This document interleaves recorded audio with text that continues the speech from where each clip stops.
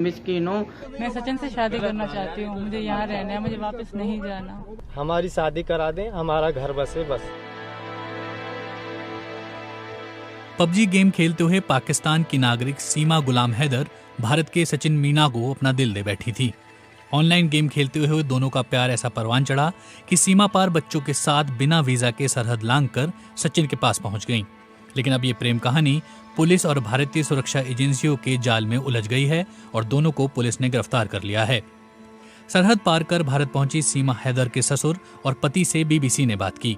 सीमा के पति गुलाम हैदर जखरानी और उनके ससुर मीर जान जखरानी ने पूरे मामले पर बीबीसी को विस्तार से बताया है। 4 जुलाई को पुलिस ने हरियाणा के बल्लभगढ़ से सीमा और सचिन मीणा को गिरफ्तार किया था। सीमा ने सचिन मीणा से मिलने के लिए नेपाल का टूरिस्ट वीजा लिया था और शारजाह के रास्ते काठमांडू पहुंची थी। यहां से वो बस पकड़कर भारत आ गई थीं। उनके साथ 4 नाबालिग बच्चे भी हैं। पुलिस ने जानकारी दी थी कि सीमा गुलाम हैदर मूल रूप से पाकिस्तान की रहने वाली हैं। उसने बताया कि पबजी के थ्रू ये संपर्क में आई थी। मूल रूप से सिंध की रहने वाली है। इस समय कराची में रह रही थी। कराची से यूट्यूब की कुछ वीडियोस देख के कि यहाँ पे कैसे शिफ्ट किया जाए वो उसने देखी और वहाँ पे एक ट्रैवल एजेंट के माध्यम से इसने नेपाल का टिकट कराया और नेपाल से वाया बस ये यहाँ पे आई है सचिन से मिलने। इसका हस्बैंड इस समय सऊदी में है जैसे कि इसने बताया और वहीं पे काम करता है। बीबीसी उर्दू ने जब सीमा के बारे में जानकारी हासिल की तो पता चला कि उनके पति सऊदी अरब में नौकरी कर रहे हैं और बीते 3 साल से वो वहीं हैं। अभी सऊदी अरब में रह रहे गुलाम हैदर जखरानी ने फोन पर बीबीसी से ये बातें बताईं। जखरानी ने दावा किया कि सीमा रिंद ने उनके साथ लव मैरिज की थी, तब परिवार की रजामंदी नहीं थी। बाद में जब रिंद बिरादरी ने उनकी शादी को स्वीकार कर लिया तब सब ने इस शादी को स्वीकार किया। उन्होंने कहा सीमा के साथ उनका संपर्क मिस कॉल के जरिए हुआ था। फिर दोनों अगले 3-4 महीने तक फोन पर ही बातें करते रहे। उसके बाद उन्होंने शादी करने का फैसला कर लिया।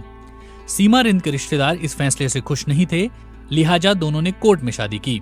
गुलाम हैदर जखरानी के मुताबिक बाद में जब रिंद बिरादरी ने उनकी शादी को स्वीकार किया तो वो कराची रहने चले गए, जहां सीमा रिंद के पिता और बहन पहले से रहते थे।